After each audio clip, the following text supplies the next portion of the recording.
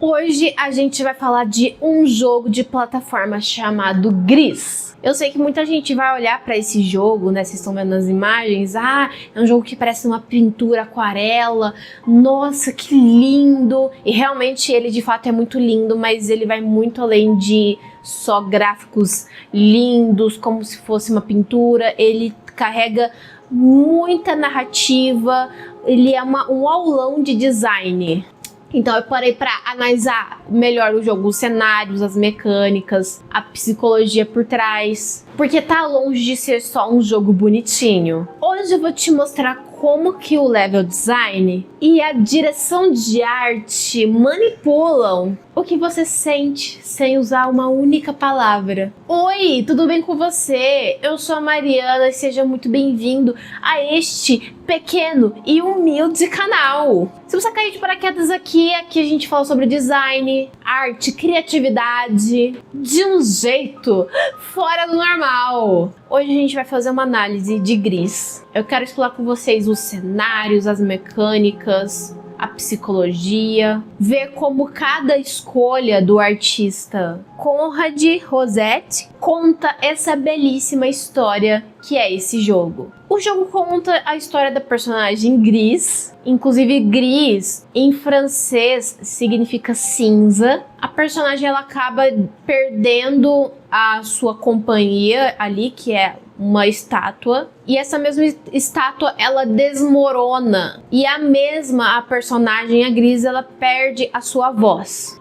Então a Gris ela cai do alto ali junto com os pedaços da estátua. O cenário todo que era colorido ele perde cor. E aí o jogo ele vai navegar entre esses estágios do luto, que inclusive foi proposto pela Elizabeth Kubler-Ross, que é a fase da negação, raiva, barganha, depressão, aceitação. Tudo começa na negação, que é cinza, branco. O branco geralmente ele é um respiro, mas aqui o branco ele é o vazio, é a ausência de vida. Repara no uso do espaço negativo. A câmera dá um zoom out gigantesco para mostrar o quanto que você é insignificante, você é pequeno diante daquele mundo, perdido no meio do nada. O cenário é composto por ruínas flutuando e linhas quebradas. É o traço do inacabado, destruído. A protagonista mal consegue andar, ela cai com frequência ali. O obstáculo aqui não é o inimigo, é a própria inércia. Ela não tem cor, ela não tem voz, ela não tem força.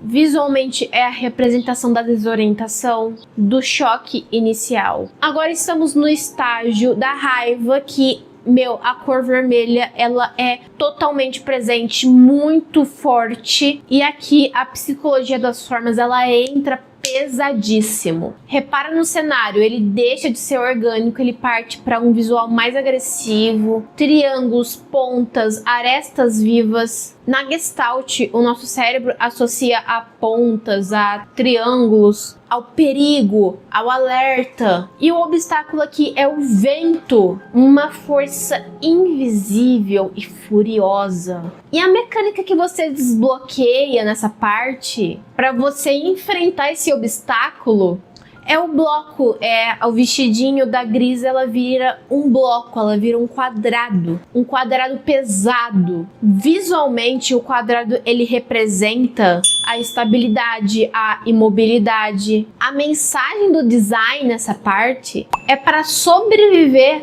à raiva, à ventania, né, que é o nosso obstáculo. Você precisa endurecer, criar uma casca grossa, pesada e fincar os pés no chão. É um cenário mecânico, barulhento, hostil. O design de som aqui é estridente. Tudo feito para te deixar tenso. Depois vamos para negociação, que já a cor verde é o que determina, né? Na fase da raiva era o vermelho, né? As cores vermelhas. E o verde é a negociação. Ou a barganha, né? O cenário muda para uma floresta, as formas ficam mais orgânicas, mas repara, as árvores ainda são retângulos, é a natureza tentando se organizar. Inclusive a gente conhece um NPC, né, um amiguinho da floresta, o Little Rock, ele comendo umas maçãs. Então aqui aparece um personagem muito importante, o amiguinho de pedra. É pequeno, tímido, quadrado. E a mecânica para passar dessa fase aqui é literalmente uma negociação.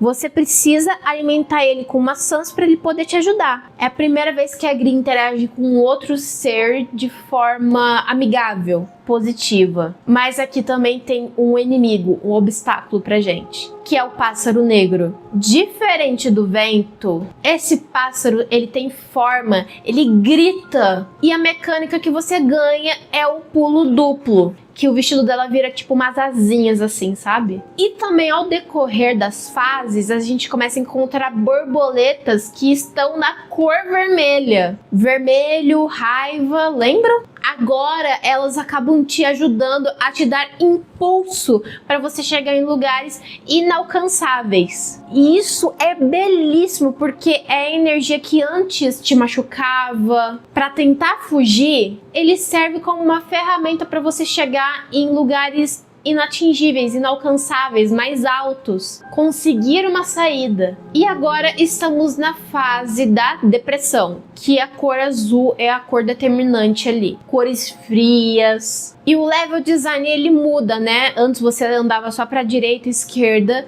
e agora você desce. É vertical, é profundo. Então até agora a gente desbloqueia as mecânicas de quadrado, o pulo duplo, que são as asas, e agora a gente ganhou a habilidade de a gente deslizar pela água, pela correnteza ali dentro da água. A fluidez é resposta do design para depressão.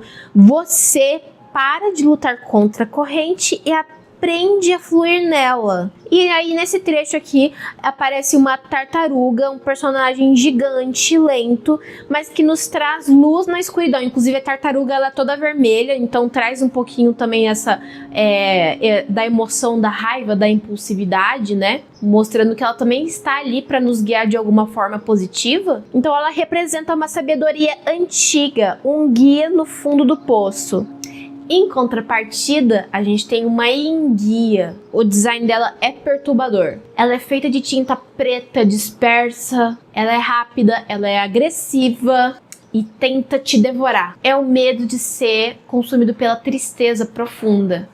E finalmente chegamos na parte de aceitação. E assim, gente, as mecânicas que a gente desbloqueia, a gente mantém até o final do jogo, né? Então, a habilidade de a gente virar um quadrado, de a gente flutuar, de a gente nadar, as emoções elas vão se interconectando, elas não vivem de forma isolada, elas começam a se complementar, uma está em cima da outra, né? Então continua aparecendo as borboletas vermelhas, a gente pode nadar por lagos, no fundo do mar. Então meio que as emoções elas vão ali começando a se ajudar, se complementar. Então agora a gente ganha uma cor amarelada, cores quentes, inclusive o cenário ele tá com muito mais cor, né? Inclusive com o azul, com o verde, com o vermelho, que é tudo que eu falei pra vocês, que as emoções elas se complementam. Então aqui olha só a luz em volta e olha a mudança nas formas. Agora temos círculos, a lua, as bolas de luz, que inclusive ela nos ajuda a enxergar aonde que tem as plataformas pra gente, né?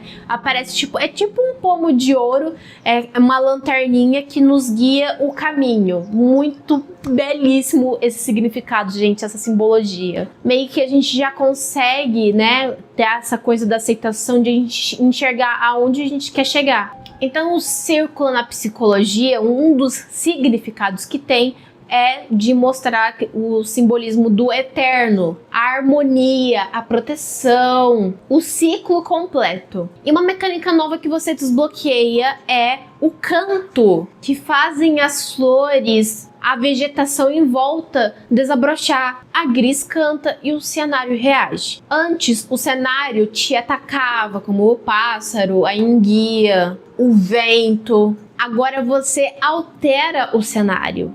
Então, gente, vou deixar esse gancho aqui te convidando para você conhecer o jogo, tá? Você, por conta própria, vivenciar essa experiência, porque esse jogo ele é uma experiência, tá? Eu indico demais. Então, se você quer saber como ele acaba, eu indico muito de você ir conhecer o jogo, tá? Se eu lembrar, eu vou deixar o link na descrição. Então, gente, cada mecânica, o pulo, o quadrado, o nado, o canto, foi pensada não só para ser divertida ou só para ter uma mecânica ali, porque é um jogo de plataforma, mas para ser uma metáfora física do que a personagem está sentindo. O Conrad Rossetti conseguiu desenhar a arquitetura do luto usando apenas cores e formas. E isso enriquece muito o nosso repertório visual. Mostra que às vezes a gente não precisa ser literal para passar uma mensagem. A gente não precisa deixar escrito, gritando, berrando. Às vezes a gente precisa ali de uma narrativa visual. A gente pode ser abstrato e assim ainda tocar o coração das pessoas. E aí, você já jogou esse jogo? Ficou com vontade de jogar? Ou tem algum outro jogo que vocês querem que eu analise essa coisa do design, da história? Então, se você gostou dessa análise, por favor, deixe o seu like, compartilhe para aquela pessoa também que vai gostar, deixe seu comentário aqui embaixo. Então, eu vou ficando por aqui e vejo vocês logo logo. Valeu, falou, tchau, tchau!